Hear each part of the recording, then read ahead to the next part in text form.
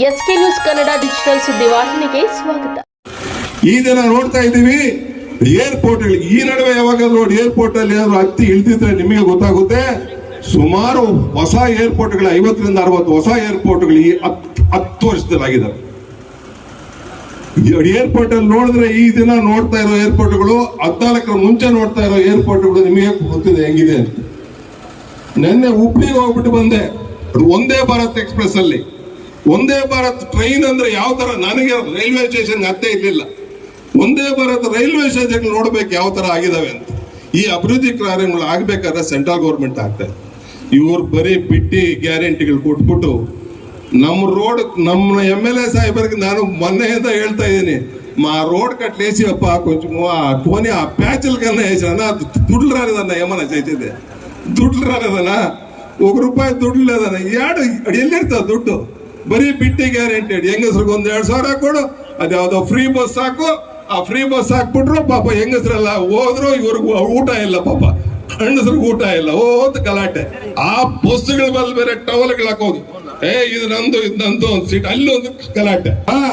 ನಾವ್ ಎಷ್ಟು ಕೇಳ್ಕೊಂಡ್ರು ನಮ್ಮ ಪಕ್ಷದವ್ರು, ನಾವ್ ಯಾವತ್ತು ಕಾಂಗ್ರೆಸ್ ಓಟ್ ಹಾಕಿಲ್ಲ, ಅಷ್ಟಕ್ಕೆ ಮಾತ್ರ ನಮ್ಮ ಕೇಳ್ಬೇಡಿ, ನೀವು ಓಟ್ ಮಾತ್ರ ಕೇಳ್ಬೇಡಿ, ನಾವ್ ಹಾಕೋದು ಬಿಜೆಪಿಗೆ ಅಂತ ಹೇಳಿದವ್ರು.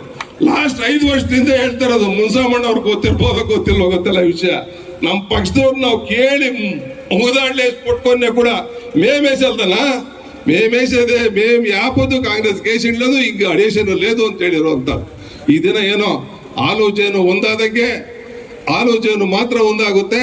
ಆತರ ನಮ್ಮ ಪಕ್ಷ ಬಿಜೆಪಿ ಮತದಾಳದಲ್ಲಿ ಯಾವುದು ಇದಿಲ್ಲ. ನಮ್ಮ ತಾಲೂಕಲ್ಲಿ ನಮ್ಮ ಪ್ರಕಾರ ಯಾವುದು ಅಡಿಷನೆ ಬರೋದಿಲ್ಲ. ನಾವು ಹಂಗ ಅಂದ್ಬಿಟ್ಟು ಹಿಂದಕ್ಕೆ ಹೋಗ್ಬಾರ್ದು.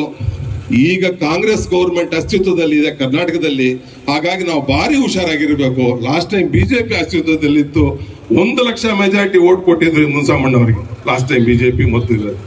ಈ ಸತಿ ನಮ್ಮ ಮಲ್ಲೇಶ್ ಬಾಬು ಅವರಿಗೆ, ನಮ್ಮ ಸಮೃದ್ಧಿ ಮಂಜುನಾಥ್ ಮುಖಂಡತ್ವದಲ್ಲಿ, ನಮ್ಮ ಕಾಡೇಪನಲ್ಲಿ ನಾಗರಾಜ್ ಅಧ್ಯಕ್ಷತೆಯಲ್ಲಿ, ಎಲ್ಲಾ ನಮ್ಮ ಬಿಜೆಪಿ ಮುಖಂಡರ ಅಧ್ಯಕ್ಷತೆಯಲ್ಲಿ 1 ಲಕ್ಷದ ಮೇಲ್ ನಾವು ದಾಟಬೇಕು ಅಂತ ಹೇಳ್ತಾ ಈ ಒಂದೆರಡು ಮಾತುಗಳು ಮಾತಾಡ್ಲಿಕ್ಕೆ ಅವಕಾಶ ಮಾಡ್ಕೊಂಡು ನಿಮ್ಗೆಲ್ಲ ವಂದಿಸ್ತಾನೆ ನಾನು.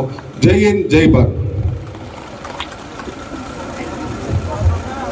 ಪಳ್ಳ ವೆಂಕಟೇಶ್ ಅಣ್ಣವ್ರು ಮಾತಾಡ್ಬೇಕು ಅಂತ ಕೇಳ್ಕೊಂತೀನಿ.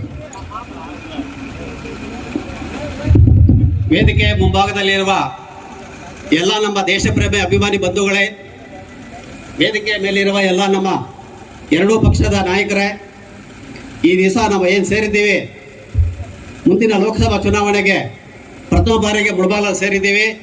ಇದೇ ರೀತಿ ಸಭೆ ಮುಂದುವರಿಸ್ಕೊಂಡು ನಾವು ಮಲ್ಲೇಶ್ ಬಾಬು ಅವ್ರನ್ನ ನಾವು ಹೆಂಗೆ ಮುನ್ಸಾಮಣ್ಣವ್ರು ಗೆಲ್ಲಿಸಿದ್ವಿ, ಅದೇ ರೀತಿಯಾಗಿ ಕಾರ್ಯ ವಾಚ ಮನಸ್ಸು ಮಾಡಿ ಎಲ್ಲರೂ ಸೇರಿಕೊಂಡು ಸಮನ್ವಯವಾಗಿ ಪಕ್ಷವನ್ನು JDS ಕ್ಯಾಂಡಿಡೇಟ್ ಆದ ಮಲ್ಲೇಶ್ ಬಾಬು ಅವ್ರನ್ನ ಗೆಲ್ಲಿಸಿ ಮುಂದೆ 3ನೇ ಟರ್ಮ್ಗೆ ಪ್ರಧಾನಿ ನರೇಂದ್ರ ಮೋದಿ ಅವರನ್ನ ನಾವು ಈ ಸಮಯದಲ್ಲಿ ನಾನು ಕಳಕಳಿಯಿಂದ ಪ್ರಾರ್ಥನೆ ಮಾಡ್ತೀನಿ. ಹಾಗೇನೆ ಈ ಮೈತ್ರಿ ಇನ್ನೂ 20 ವರ್ಷ ಕಂಟಿನ್ಯೂ ಆಗಲಿ. ಒಂದ್ಸಲಿ JDS ಕೊಳ್ಳಿ, ಒಂದ್ಸಲಿ ಬಿಜೆಪಿ ಕೊಳ್ಳಿ. ಇದು ನನ್ನ ಸ್ವಾರ್ಥ, ಇದು ನನ್ನ ಪಕ್ಷದ ಸ್ವಾರ್ಥ. ಇದರಲ್ಲಿ ಏನಾದರೂ ಇದ್ರೆ ನೀವೇ ಹೇಳ್ಬೋದು. 20 ವರ್ಷ ಕಂಟಿನ್ಯೂ ಆಗಲಿ. ಒಂದ್ಸಲಿ ನೀವು ತಗೊಳ್ಳಿ, ಒಂದ್ಸಲಿ ನಮಗೆ ಕೊಡಿ, ಸಮನ್ವಯವಾಗಿ ಹೋಗೋಣ. ಜೈ ಹಿಂದ್, ಜೈ ಭಾರತ್. ವೆಂಕಟೇಶ್ ಅವರಿಗೆ ಧನ್ಯವಾದಗಳು.